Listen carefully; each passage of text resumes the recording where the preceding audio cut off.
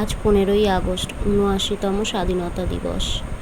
স্কুলে প্রতি বছরের মতো আজকের দিনটি এইভাবে উদযাপন করা হলো। তার কিছু ভিডিও এখানে আছে।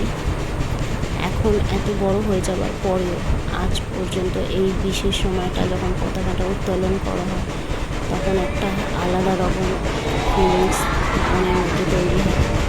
আমি গর্বিত যে আমি ভারতবর্ষে আমার জন্ম হয়েছে। স্কুলের সাথে এই সময়টি, এই দিনটি বিশেষভাবে জড়িত। তার কিছুটা ভিডিও রইল। আজকে এই 2025-এ দাঁড়িয়ে ভারতবর্ষ তো স্বাধীন হয়েই গেছে, কিন্তু প্রত্যেকটা মেয়ে কি সেইভাবে স্বাধীন হয়েছে? এটাই প্রত্যেকটা মেয়ের মনের প্রশ্ন। আমরা কি সত্যি সুরক্ষিত? একদম নয়। যাই হোক, প্রত্যেকটি শহীদ স্মরণে ফুল দেওয়ার পরে বাচ্চাদের ছোট ছোট এই অনুষ্ঠানগুলো দেখতে বড় ভালো লাগে।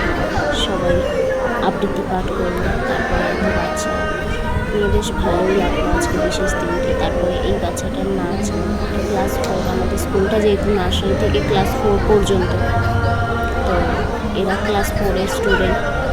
পরের বছর এরা আর থাকবে না, নতুন স্কুলে যাবে। এদের জন্য অনেক শুভকামনা। এদের নৃত্য পরিবেশনা কিছুটা আপনাদের সাথে শেয়ার করলাম। আপনারা দেখতে থাকুন এবং সেটা কীভাবে আশীর্বাদ করুন, আপনারা এইভাবে এগিয়ে যেতে পরিবর্তন হতে চলেছে।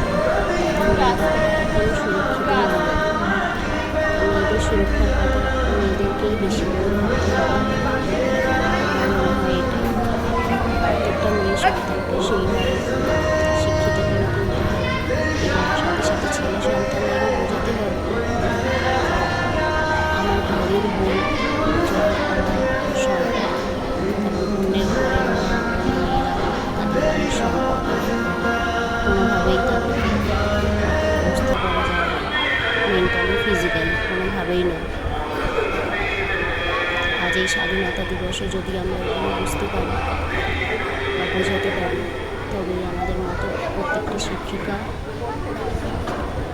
তাদের দান পরিপূর্ণ হবে বলে মনে করি। দেখতে থাকুন এই সুন্দর মেয়েটি নৃত্য